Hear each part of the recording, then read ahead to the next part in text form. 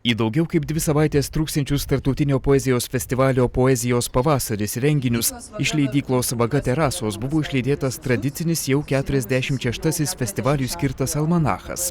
Pasak šių metų leidinio sudarytojo poeto Arno Ališausko žinomi lietuvių poetai, vyresniosios ir viduriniosios kartos autoriai leidinyje pasirodo kaip visada gerai, tačiau prasiplėtė jų ratas geroje poezijoje įsitvirtinusiais jaunesnės kartos autoriais. Aš apskritai labai atsargiai ir įtariai žiūriu į bandymus sudaryti teminius poezijos pavasarius, nes poezija jinai pati savo tema, pati savo kriterijus, o niekada negali žinot, kurie autoriai atsilieps į tavo pakvietimą, kokius tekstus duos, o kai tuos tekstus jau sumeti į vieną maišą, tada atsiranda kažkokios, aišku, naujos jungtys, tie tekstai kažkaip pradeda vienas su kitu lyg ir kabintis, bala žino. Kaip norit, taip skaitykit, norit kaip knygą, norit kaip atskiras publikacijas. Festivalio metu bus paskelbtas ir poezijos pavasario laureatas. Šiais metais titulas bus skirtas poetei Zitai Mažeikaitei už praėjusiais metais išleistą rinkinį Tenoriu būti.